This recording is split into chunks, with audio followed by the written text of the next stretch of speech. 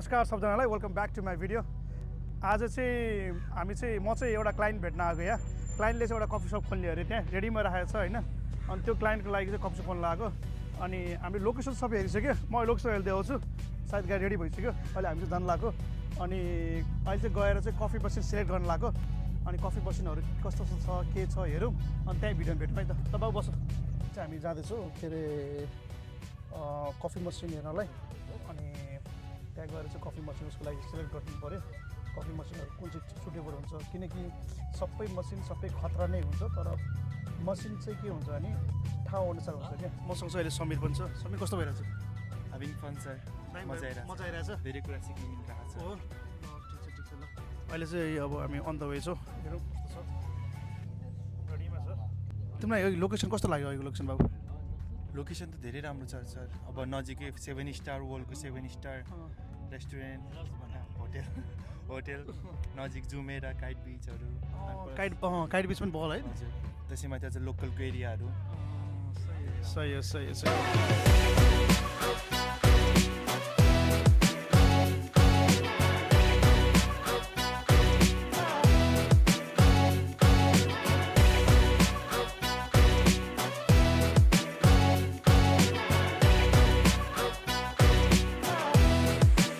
These two machines are from Lelit brands, Italian brands made in Italy. Okay, this is our latest version, Bianca version 3. Okay, and the other one is the Lelit Mara X. These two machines have both the same professional group head, which is E61 group head. Okay, so they are higher heat resistance.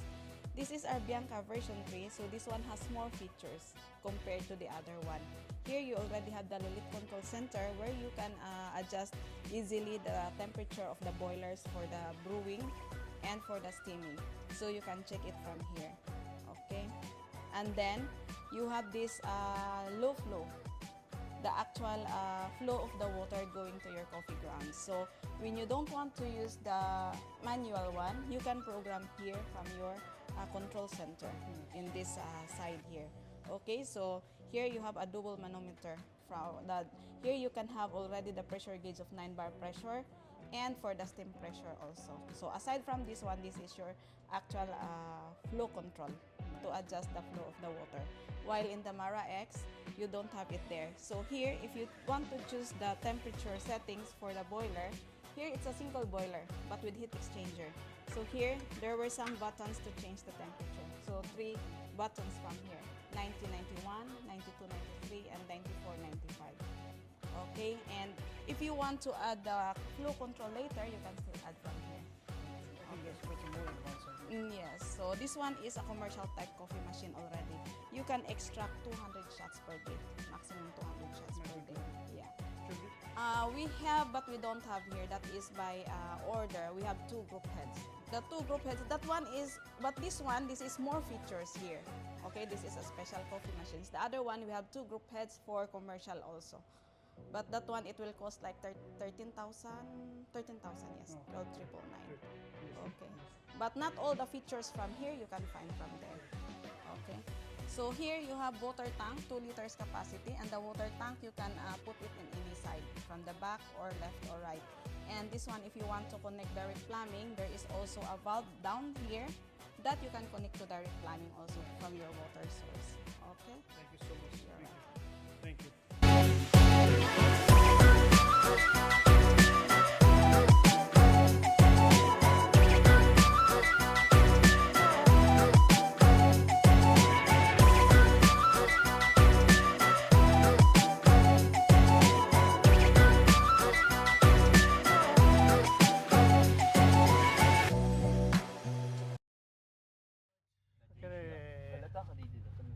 Coffee machine पनि हेरेर आयो। यो coffee machine चाहिँ कस्तो थियो भने, यो coffee machine चाहिँ कमर्सियलको लागि चाहिँ होइन क्या। यो यस्तो मसिनहरू चाहिँ हुन त हुन्छ कमर्सियलको लागि, तर एकदमै सानो ठाउँमा जुन चाहिँ अब एक्सपेक्ट नै गरेको हुँदैन त्यति बिजी हुन्छ होइन। जस्तै मानिलिउँ एउटा कपडा दोकान खोलेको छ भने त्यो दोकानभित्र चाहिँ यस्तो मसिन राख्दा चाहिँ ठिक हुन्छ क्या। तर कफी सप नै भनेर खोलेपछि चाहिँ पर डे 200 कप्स बनाएपछि त मोर देन त्योभन्दा लोड आइदियो भने त खत्तम भएन मसिन होइन, इन्भेस्टमेन्ट। त्यही भएर यसको लागि चाहिँ अलिकति सोचेर गर्नुपर्छ। मसिनहरूमा चाहिँ अलिकति इन्भेस्टमेन्ट गर्नै पर्छ। किनकि यसमा अप्सनै हुँदैन हामीसँग होइन। अब तर रेस्टुरेन्ट खोलेपछि कफी सप खोल्यो भने चाहिँ ठिक छ, यस्तो मसिन चल्छ, केही भएन। तर कफी सप नै स्पेसल्ली कफी सप नै भनेर खोलेपछि चाहिँ अलिकति पावरफुल मसिन, अलिकति राम्रो ग्राइन्डर चाहिँ इन्भेस्ट गर्नै पर्छ। अनि त्यही कुरामा हामी डिस्कस गर्दै थियौँ अघिदेखि नै। अनि फाइनली अब त्यो ठाउँमा चाहिँ हामी नकिन्ने भयो। अब अर्को ठाउँ हेर्दैछ हामी होइन। अनि गएर सर्च गर्छौँ, हेर्छौँ कस्तो रहेछ के रहेछ, अनि त्यो अनुसार चाहिँ हामी अगाडि बढ्छौँ। तर यो भिडियोको चाहिँ पार्ट 2 पनि आउँछ होला सायद, होइन बाबु? पार्ट 2 पनि आउँछ कि आउँदैन? पार्ट 2 आउँछ। पार्ट 2 आउँछ। मेसिन किनेपछि आउँछ, फेरि त्यो डेकोरेट गर्ने बेलामा आउँछ, कम्प्लिट भएपछि नै आउँछ। सही हो, सबै भएको बेलामा आउँछ। दामी ल, ठिक छ। अब चाहिँ हामी फेरि ब्याक टु त्यही प्लेस जाँदैछौँ। अनि त्यहाँको चाहिँ राम्रोसँग भ्यू देखाइदिन्छु कस्तो ठाउँमा चाहिँ कफी सप गर्नु लाग्यो भनेर। अनि त्यसपछि के हुन्छ, बिफोर आफ्टर गर्नुपर्छ यसलाई चाहिँ, होइन त? हो सर। दामी होइन त? दामी ल, हामी पुग्नु लाग्यो। अहिले चाहिँ हामी फेरि फर्केर आइसकेको छ। ठाउँ चाहिँ यो हो क्या, ठाउँ चाहिँ यस्तो दामी छ। ठाउँ कस्तो छ बाबु, दामी लाग्यो नि त? ठाउँ चाहिँ यो हो होइन। अनि यहाँ चाहिँ के गर्न खोजेको भन्दाखेरि चाहिँ यसको चाहिँ यहाँ घर, उसको चाहिँ हाम्रो कस्टमर घर यहाँ भयो क्लाइन्टको। अनि त्यहाँबाट यहाँसम्म चाहिँ एउटा कियोस्क होइन। अनि यो ठाउँ छ नि, यो ठाउँ चाहिँ पुरै यस्तो मार्बल क्या बाबु,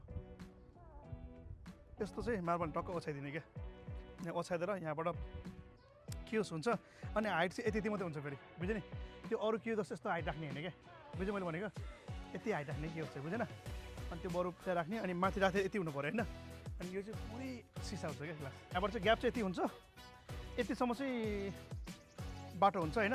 अनि यहाँबाट गएर पछाडिबाट छिर्ने हो क्या, बुझेन? ऊ त्यो साइडमा चाहिँ ड्रेसिङ रुम चेन्जिङ रुम राखिदिन्छ क्या। दामी छ। यो हुन्छ। अब हेरौँ, अब बिफोर आफ्टर हेरौँ होइन कस्तो हुन्छ। अनि त्यो अनुसार चाहिँ कुरा गर्नुला। अनि बेस्ट पोइन्ट भने के हो, भ्यू होइन त? त्यो भ्यू चाहिँ खतरा हो क्या यहाँबाट चाहिँ क्या। सबै यहाँ चाहिँ अब युरोपको मान्छेहरू पनि बस्दो रहेछ। अनि प्लस हल्का फुल्का एक्सटेन्ड पनि होला, तर मोस्टली लोकल रहेछ यहाँ चाहिँ, होइन त? यहाँ चाहिँ पोइन्ट भ्यू, लोगो यहाँ एङ हुन्छ एउटा, अनि दामी देख्छ। त जाउँ बाबु है त। आजको लागि चाहिँ यति नै। अनि thank you so much for watching. अनि केही कमेन्ट छ, केही क्वेसन छ, कसैलाई पनि कफी सप खोल्नु मन छ, कसैलाई केही गर्नु मन छ होइन, नेपालमा होस् जहाँसुकै होस्, केही भएन, केही आइडिया लिनु छ भने पनि यु क्यान कन्ट्याक्ट मी। अनि त्यही हो, ट्रेनिङहरू पनि चाहिएको छ भने ट्रेनिङको लागि नि कन्ट्याक्ट गर्दा हुन्छ। मेरो इन्स्टाग्राममा पनि छ होइन, सागर घले भनेर। थ्याङ्क यू सो मच सबैजनालाई। नमस्कार, जय नेपाल।